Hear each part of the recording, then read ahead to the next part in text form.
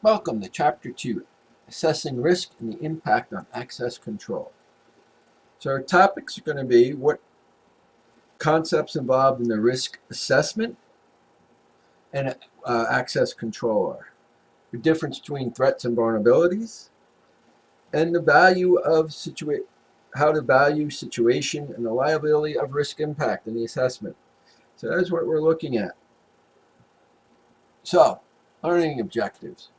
Mitigate risk to the IT infrastructure, confidentiality, integrity, and availability with sound. Access controls. So basically, we want to make sure our data is safe, that all our employees can get to where they need to get to when they need to get it, and that we keep everything in check so we know who is on, where they are, and what they're doing. That's basically the overall of what we're trying to do today. So what is a risk? Probability of a particular threat that will exploit our vulnerability. Every system has vulnerabilities, and the question is how much money do we put out to keep it secure, and how we're going to keep our company risk measured. We want to keep it as little as possible, so we don't want people to get in. So we want to look at unauthorized access to the infrastructure. Someone who doesn't belong there gets in. We're going to look at the security and the 7 domains in a typical IT infrastructure. We always care about confidentiality, integrity, and availability. Because if people can't get in to do their job, then having a secure network doesn't help anyone. And they're layered in the physical control. So, what is risk? Risk is the probability that a threat can happen. What's the chances of it, and what are we going to do? The asset value. What is the relative value of our data, of our information? The resources being protected by the access control system. What are we trying to protect? Why are we doing it? And that's what we're trying to figure out. Is it going to, if someone gets this information, if our competitor gets it, will it ruin us? Or is it just bad publicity? You know, we've seen all these different hacks about different companies being hacked recently. You know, someone like Aspirin, when they got hacked, or Equifax got hacked. Well, their job is to collect information about us, and that is their data, and that was bad for them. So what is a threat? A listed description of potential attacks. Who's going to try to get to us? That's what we want to know. Vulnerability. An unintended weakness in the system design. So we could put up systems, but it could be a backdoor or something on that order that allows someone to get in that shouldn't get in. So we have to make sure that we have no unauthorized people in there. Probability of occurrence we're going to look at. What's the probability of someone getting in? If we spend X amount of dollars, we can be safe by so much. What does the impact have on our system, on our people? We don't want to make it so secure that they have to log in, give us fingerprints, irises, then they have to use a key fob. You want to make it so you can do it. And can we control what's going on? Basically, our risk is going to equal the probability of impact.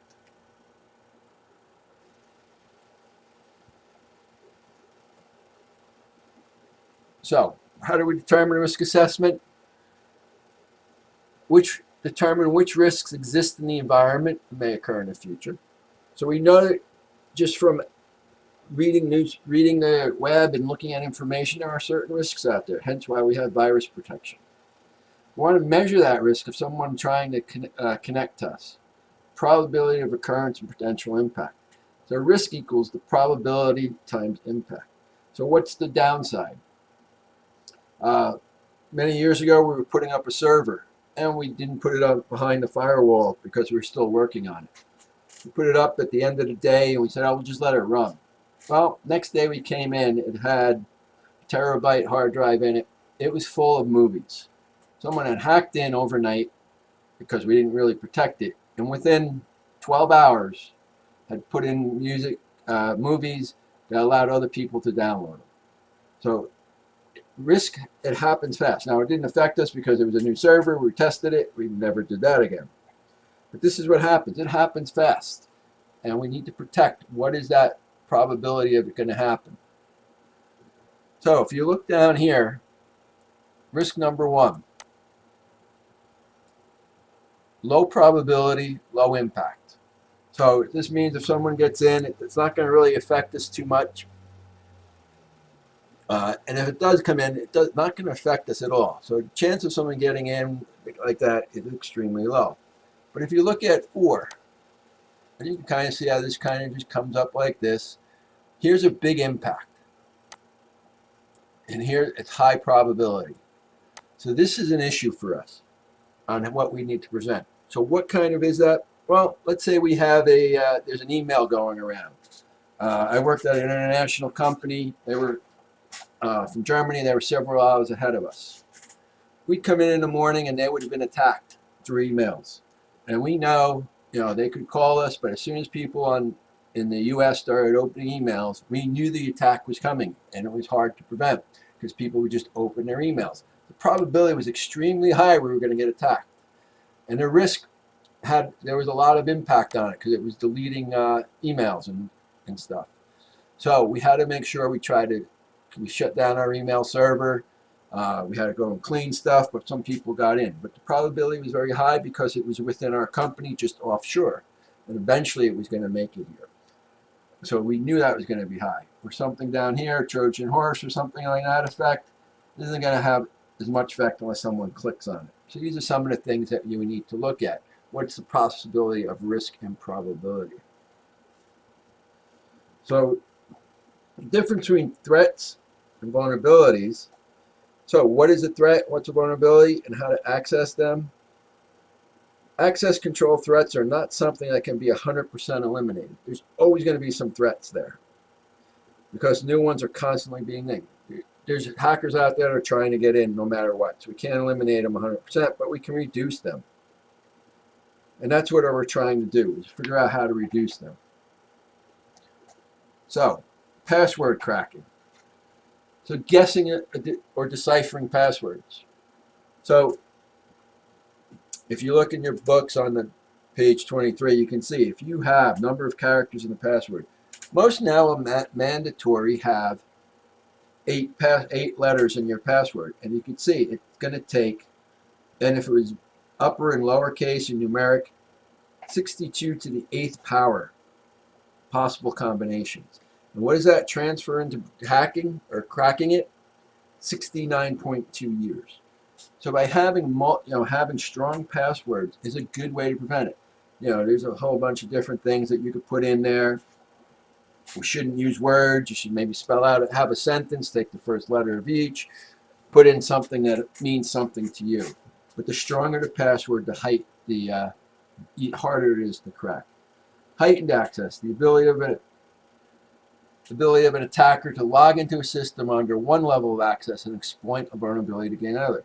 So let's say you have someone who might have their password sitting around and they hack it in, they have an easy password, and they're just a salesperson. And then they get into the system, they start hacking within the system. So they get in and they try to move up to the manager level, to the administrators, once they're in the system with a low-level password that they're able to break, and then it allows you to get in. So that's another way. And that happens too.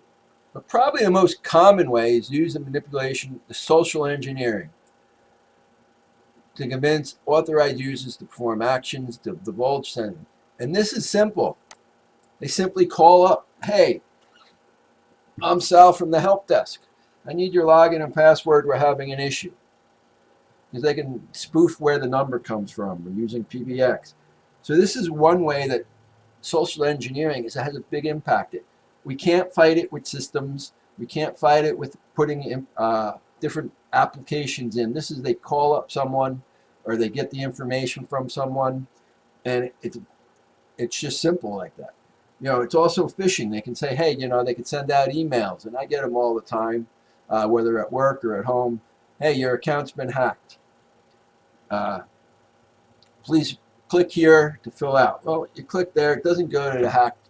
It doesn't go to the right website. It goes to the hacked website. Now they get all your information. So you got to train. The only way to beat this is to train your employees. Train them on how this is going to happen so they know better. That's what we need to look at. So we're going to look at the vulnerabilities, or the weaknesses in any security system that make a threat threatening. Without a vulnerability, a threat is a simple theoretical danger. For example, you live at a risk of electrocution every time you turn on the lights. The threat in this scenario is the electric current running through the wires in your home. The vulnerability is bad wiring. Well, it's no different than when we're in the network. Insecure password. So if I use the word password as my password, it's the first one I try. Or 111, 1, 2, 3, 4, 5, 6, 7, 8, whatever it is. So we got to make sure that we have secure passwords. Insecure storage. Well, passwords are saved on the network.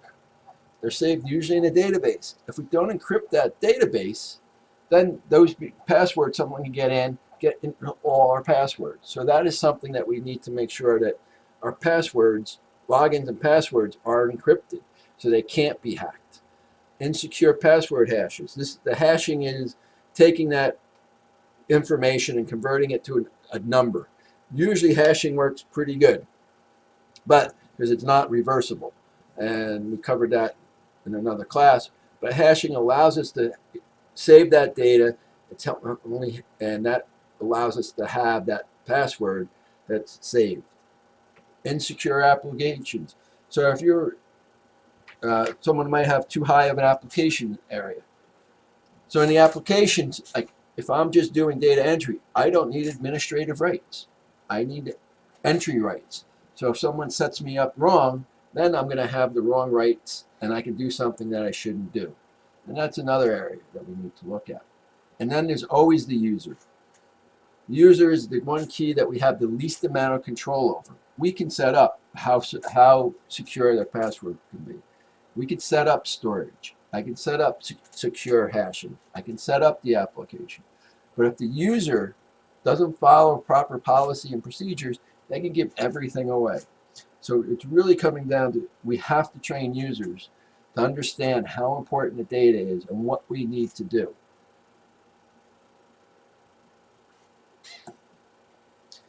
So we have two ways we have to evaluate risk assessment: quantitative and qualitative.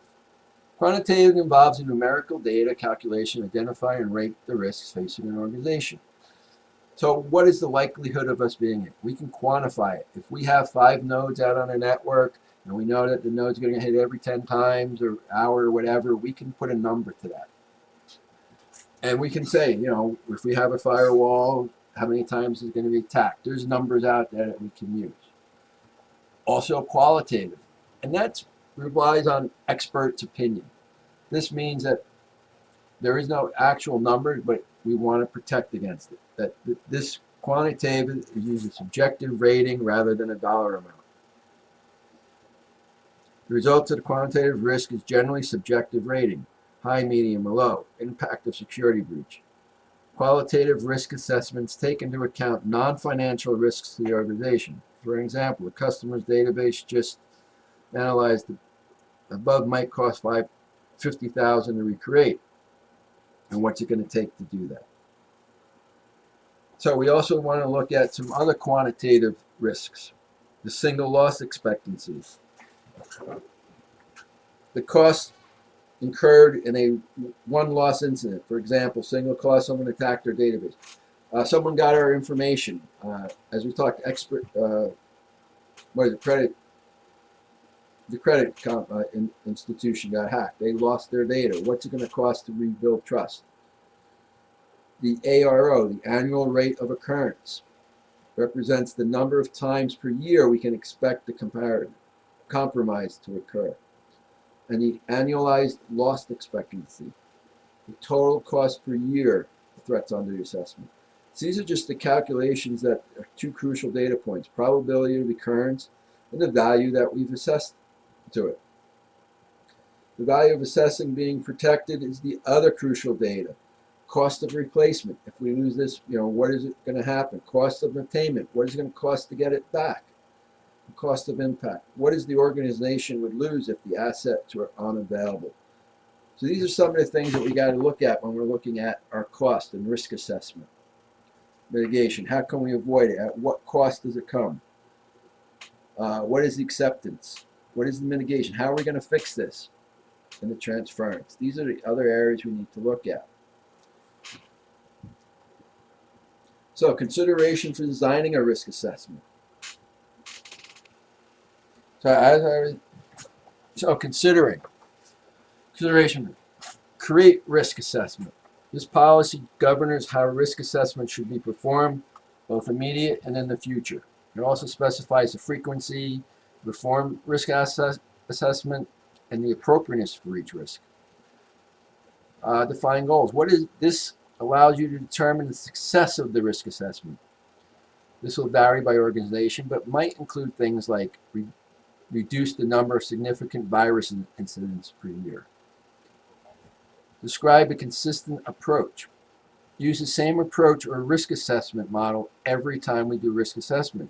This reform is the only way to accurately define trends within the organization. For example, if the first risk assessment used quantitative, the next one used qualitative, it would be difficult to measure. So you want to stick with what we have. Inventory all IT infrastructures and assets. If no one remembers the router settings behind the stack of box and the network closets exist, it is unlikely that the passwords to the administrator will be changed regularly. Seems unlikely. So we have to have an inventory in where everything is located. Determine the value, the last one, determine the value of each assessment. The value helps you prioritize risk mitigation. Determine a yardstick. The yardstick can be a monetary value as described above, or it can take into consideration the importance of an asset to the organization, even whether a particular asset is mandated through the industry. And the last area is categorize each asset placed within infrastructure as critical, major, or minor. This exercise is very useful if your organization does not have resources, either time or budget, to thoroughly secure every asset in the infrastructure. This is very common, in fact. Most organizations have budgetary or staff limitations that preclude securing every single asset. In this case, multi-layer approach might be best for your situation. So, potential loss. If we have, due to vulnerability, if we don't have everything secure and we have a high risk level, well, we have the possibility of cost of control. So as we move out, as the costs increase, we want to make sure that we keep our controls in check. So somewhere in this area, we want to, this is going to be a balance line. We can spend as much money as we want, but what is the payoff? And that's what this shows. Here's your optimal risk point. This is how much are we going to spend versus what is the possibility of our loss.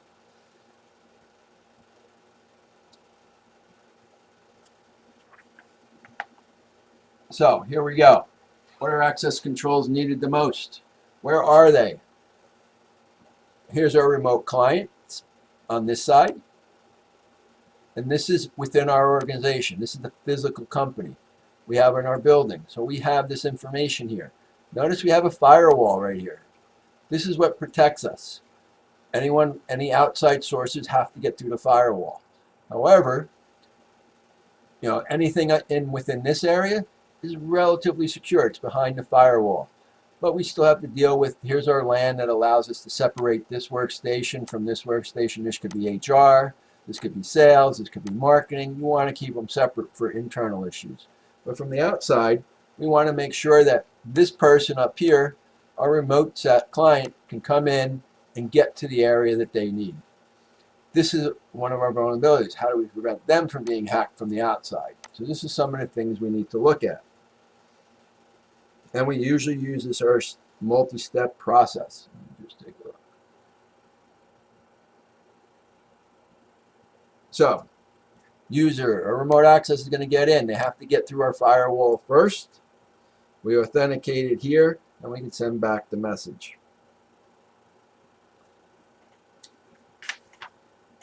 So let's take a look at how we use this.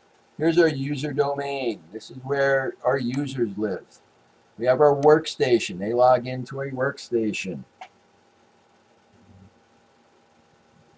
When we have workstation domain, there are 3 areas of security we need to look at when we're working here.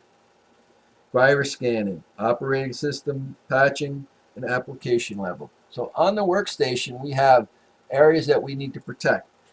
So we have to protect it. Does the application that we're running on that workstation have flaws in it? Are there viruses? Does the operating system have issues that we need to protect? So these can be exploited through emails, through phishing, through the World Wide Web, the internet. So these are some areas we need to look at.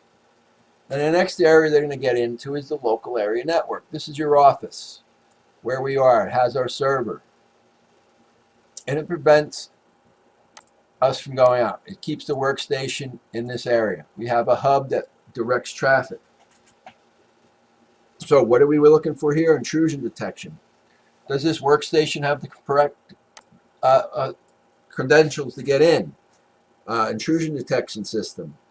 Intrusion preventing system. So these are all sitting on our local area network.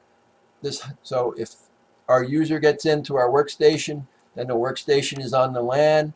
And then if the LAN wants to connect to other areas, such as the WAN, which is our, if we have a multi-office access, this hub will allow that to connect through the router.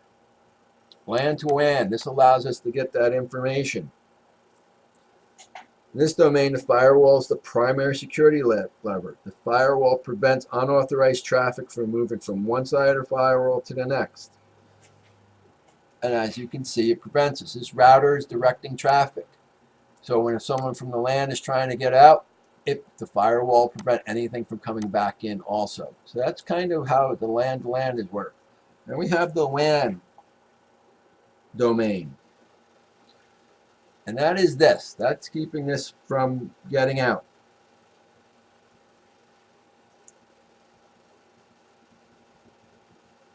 So if we have a remote user, again, this is a vulnerable area. So they're going to come in through broadband, through Cablevision or whatever it's going to be. And they use that usually through a VPN. And they will connect to here to get to their desktop. Then we use the LAN. Again, we have a firewall. Our mainframe is behind the firewall. So if you can see, the process has to go through your computer, through here, through the LAN, to the firewall. So there's multi-layers of protection available for us. So what does the firewall do for us?